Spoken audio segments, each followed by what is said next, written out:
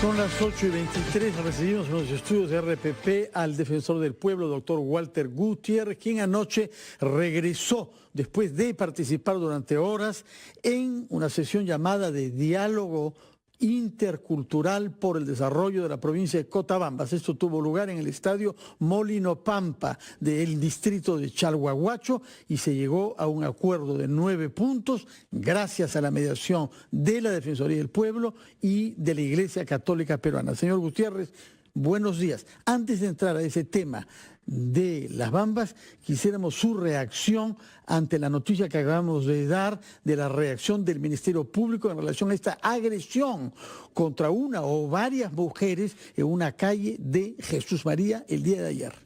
Bueno, es una expresión más de la aberrante conducta que cierto grupo de hombres que tienen contra las mujeres. Esto revela una vez más esta enorme arbitrariedad, desigualdad que sufren las mujeres. La Defensoría del Pueblo por eso tiene este tema como uno de sus ejes centrales y tan pronto tomamos noticia de esto, hemos activado a los comisionados para que denuncien, para que acompañen, identifiquen y acompañen a las víctimas. Desde muy temprano hemos estado actuando en este tema. ¿Las víctimas ya han sido identificadas?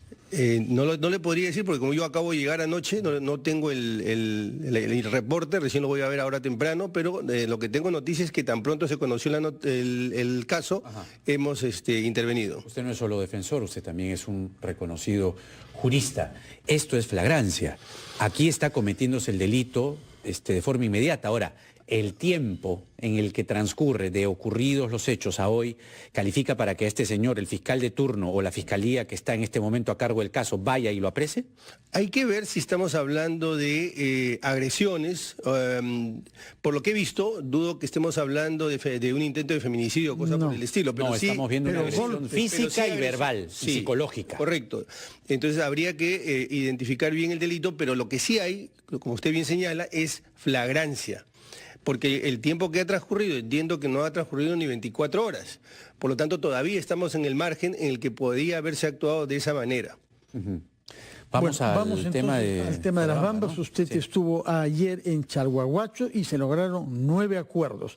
Cuéntenos, por favor, cuál es el rol que ha jugado la Defensoría del Pueblo para llegar hasta por ahora, final feliz. Bueno, permítame primero una precisión, un par de precisiones. Quien ha hecho de facilitador es la Iglesia. A través de Monseñor Cabrejos, quien ha jugado un importante papel el día de ayer. La Defensoría ha participado como un colaborador apoyando la parte técnica y también en su condición de supervisor de derechos humanos, apoyando a este proceso.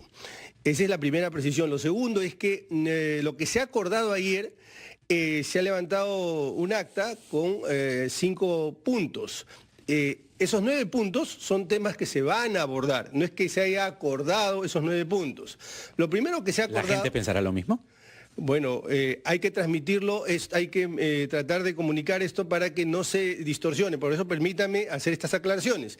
En primer lugar, el gobierno se ha comprometido a dar una norma, una resolución suprema que tenga como propósito institucionalizar este diálogo y cumplimiento de todos los acuerdos que ya se hayan convenido y además instalar 9 mesas sobre estos 9 puntos. Una mesa por punto.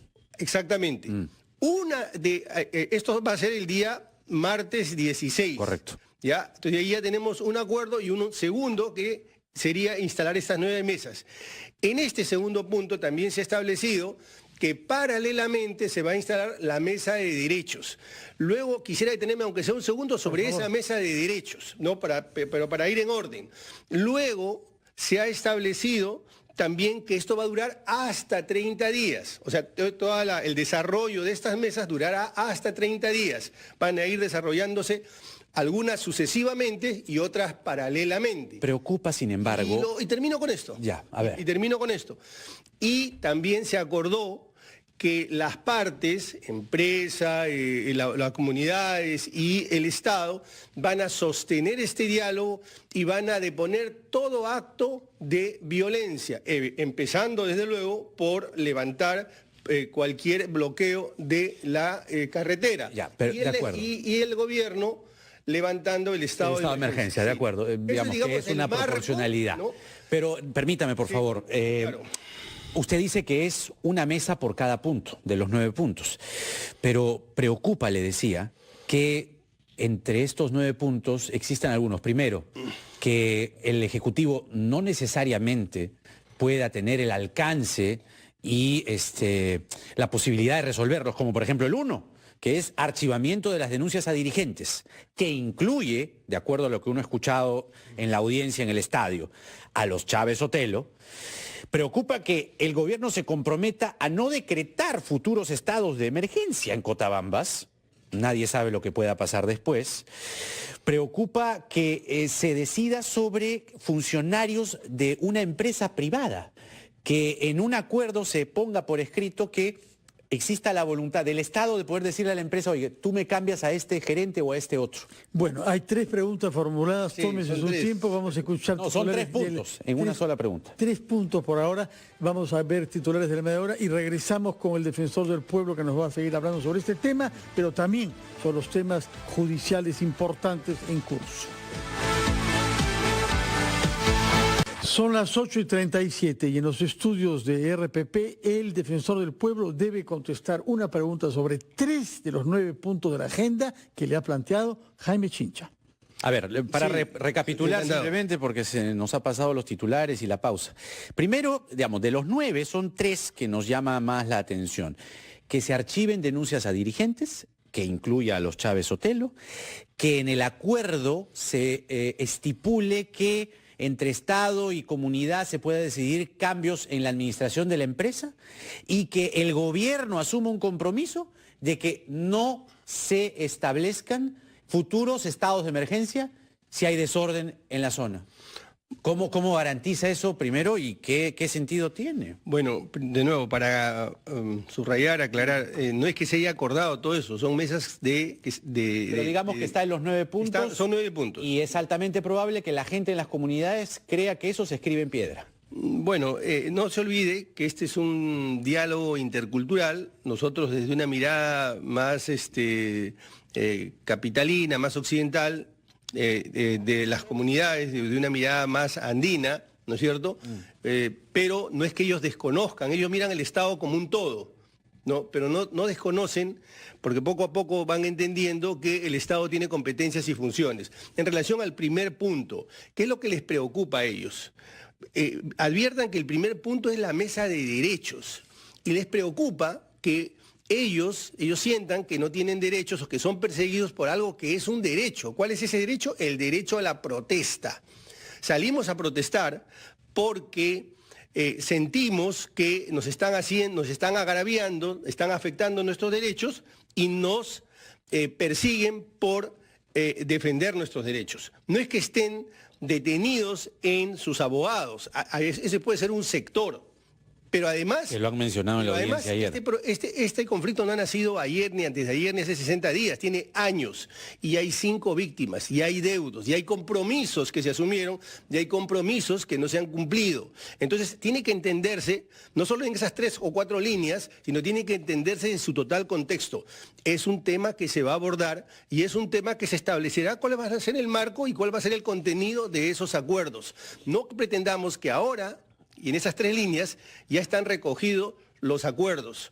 Nosotros también tenemos que tener esa apertura. Eso en relación a lo primero. En relación a lo segundo, es decir, que deben salir también o deben del Estado y las comunidades tienen que tener la capacidad para sacar a los gerentes. Ayer escuché al gerente general de la empresa que reconocía, no lo he escuchado antes, que reconocía que se habían equivocado, que reconocía que podían hacer las cosas mejor y que reconocía que de repente no habían ponderado suficientemente el cambio del proyecto para transportar el mineral a través de la carretera. Y por último, en relación al estado de emergencia, la idea tiene que ver un poco con lo que hablaba Fernando con la ministra Bustamante. ¿Qué garantía tenemos de que no se va a repetir nuevamente esto? La garantía es que el Estado, es verdad, los ministros mañana o pasado pueden salir, pero el Estado tiene que echar mano de sus instituciones. ¿Cuáles instituciones La son? Contraloría General de la República, por ejemplo. Que no ha sido muy activa, me parece. No, permítame, Fernando, yo honestamente trabajo muy cercanamente con el Contralor. Y la verdad, desde mi punto de vista, y este es mi punto de vista, ojalá hubieran más funcionarios como el Contralor de la República, que tiene una gran capacidad de gestión y de involucrarse en muchos Él temas. está relativamente hace poco tiempo, pero Sí, los por eso. 600 millones de regalías que han Correcto. entrado no se sabe bien cómo se han usado. Sí, pero eso viene de varios años atrás, no es de ahora. Yo decía que hay instituciones que tienen una vocación de mayor continuidad, como es el caso de la Contraloría o como es el caso de la Defensoría. Estas son las instituciones, por lo menos que tienen que ver con estos temas, que podrían ser utilizadas por el Estado para poder hacerle un seguimiento al canon, a las regalías. Los ministros y el pasan caso de por los la derechos. Contraloría y la Defensoría, que robando tiempo, señor Gutiérrez. Hay dos procesos judiciales que han producido actualmente mucho impacto. El del presidente Kuczynski y el del juez Inostroza. Su opinión, brevemente, por favor. Bueno, en el caso de el juez Inostroza, lo que se ha hecho se le ha dado libertad, se va a continuar el proceso de extradición en libertad. Hay que señalar que las normas españolas son más o menos las mismas que en el Perú. Lo que pasa es que la institucionalidad es distinta. Ha sucedido que aquí en el Perú se le ha dado detención preliminar al señor Pedro Pablo Kuczynski, entre otras razones, porque tiene varias propiedades y no puede determinar, en teoría, cuál sería su domicilio, o porque el señor tiene capacidad económica y podría viajar. Afortunadamente, el día de ayer, y esto no lo digo por el señor Pedro Pablo Kuczynski, sino porque por todos, la Defensoría se ha ocupado de la detención del menor. Recuerda usted que disparó y que luego lo liberaron por la del policía, etcétera. Siempre nos hemos pronunciado cuando hay, digamos, excesos. Afortunadamente, decía, ayer se ha dado una casación de la Corte Suprema firmada, entre otros, por San Martín, que establece que tienen que ser objetivos y no análisis subjetivos. El hecho de que usted suponga que tiene dinero no quiere decir que el señor se va a Por supuesto jugar. que sí. Bien, doctor Gutiérrez, Muchas le gracias, agradecemos, señor ¿ah? defensor del Bien. pueblo. Estamos, creo, en